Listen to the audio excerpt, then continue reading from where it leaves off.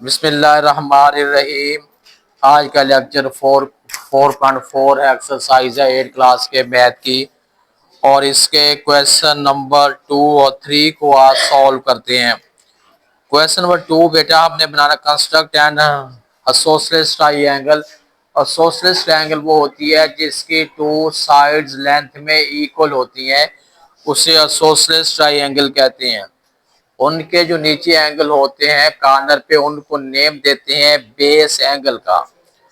अब उन्होंने जो बेस लेंथ दी हमें 8 सेंटीमीटर है। अब आपने क्या करना है, आपने करना ये है कि 8 सेंटीमीटर जो है आपने लेंथ लेनी है। स्केल लेके आपने 8 सेंटी, नेम आप इसका कोई भी रख लें। ए और बी जो है ये 8 सेंटीमीटर जो है इसकी लेंथ ले ली है। और इनके इनके जो बेस एंगल है, कितना बेस एंगल हमना, बेस एंगल जो है 45 ईच है। बेस एंगल के लिए सबसे पहले हमने क्या करना है, 90 का एंगल फॉर्म करेंगे। एंगल आपने जो ड्रॉ करना है, आपने डी से ड्रा नहीं करना, आपने कंपास और स्केल को यूज करना है। इसको कल टाइट किया, फिर ये लूज किसने किया इसको ना कल क्लास के साथ, इसको क्लास नहीं ये ले गए थे। अब बेटा इसको हमने क्या करना है कि 45, इधर भी 45 का, इधर भी दोनों साइड पे 45 का एंगल फॉर्म करना है। सूटेबल सी आपने कंपास खोलनी है, ना बहुत ज्यादा ना बहुत कम। खोलने के बाद आपने एक आर्क ऐसे लगानी है। इस साइड पे भी आपने एक आर्क जो है वो ऐसे लगानी है। हम 90 के एंगल बनाएंगे, 90 के एंगल को हाफ कर लेंगे तो वो 45 का बन जाएगा। ये मेरे इधर से रखते हैं ये 60 है, और अगर इस पे रखते हैं तो ये 120 है। इनको हाफ करेंगे, ये आर्क लगेगी, और उसके बाद जो है ये आर्क लगेगी। 90 का बेटा बन गया। इधर भी आप 90 की फॉर्मेशन कर लें। इसमें रखेंगे तो ये आर्क लगी है, और इस पे रखेंगे तो ये आर्क लगी है। ये 60 है और ये 120 है।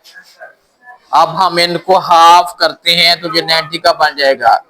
ये आर्क लगेगी और इधर ये आर्क लगेगी। अब ये एंगल कौन से बन गए हैं, 90 का एंगल। अब 90 का एंगल हमने डॉटेड लाइन से ड्रॉ करना है। इसकी पूरी लाइन हमने हमने नहीं लगानी। आप बेटा इधर देखें, इधर बेटा इधर देखें जरा। ये 90 का आपने 90 का आपने पूरी लाइन प्लॉट नहीं करनी, आपने हाफ लाइन प्लॉट करनी है। डॉटेड लाइन हो गई है। उसके बाद अब हमने क्या करना है इसको कि 0 और 90 की बाइसेक्शन करनी है, हाफ करना है 0 और 90 पे। यह बेटा 0 पॉइंट है, ये वाला जो है ये 0 पॉइंट है, ये आर्क लगानी है। और ये 90 का है, ये आर्क लगानी है। इधर भी 45 का आपने इस पॉइंट पे रख के ये आर्क लगानी है, और उसके बाद अब आपने इस पे रख के ये आर्क लगानी है। नेक्स्ट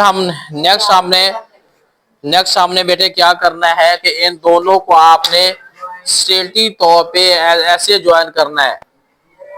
ये ज्वाइन हो गया, ये 45 का बन गया, और इधर हमने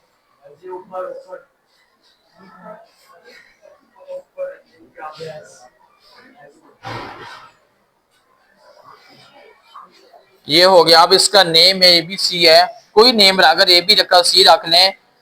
ये भी 45 का है, ये भी 45 का है, ये भी 45 का, ये भी 45। अगर आप नोट करेंगे तो ये अल्टीमेटली ये और ये साइड अल्टीमेटली इक्वल निकल आती हैं, क्योंकि 45 का जितनी ये लेंथ होगी उतनी ही ये लेंथ होगी। ये और ये दोनों लेंथ सेम है।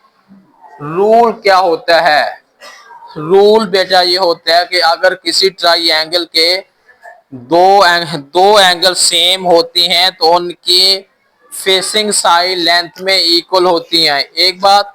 दूसरी बात आप ये समझ लें, अगर किसी ट्राइंगल की टू साइड कॉन्ग्रुएंट होती है, कॉन्ग्रुएंट समझ आ रही बात की? अगर किसी ट्राइंगल की टू साइड कॉन्ग्रुएंट होती हैं यानी लेंथ में इक्वल होती हैं, तो उनके जो फेसिंग एंगल होती हैं ये भी लेंथ में इक्वल होते हैं। एक तो रूल ये है। दूसरा रूल ये है कि अगर किसी ट्राइंगल के दो एंगल सेम होते हैं तो उनकी फेसिंग साइड भी लेंथ में सेम होती हैं। फिर टाइम इतना ही था कि आज क्वेश्चन नंबर 2 ही हो पाया है, बाकी जो है अगले लेक्शन में होंगे इंशाल्लाह।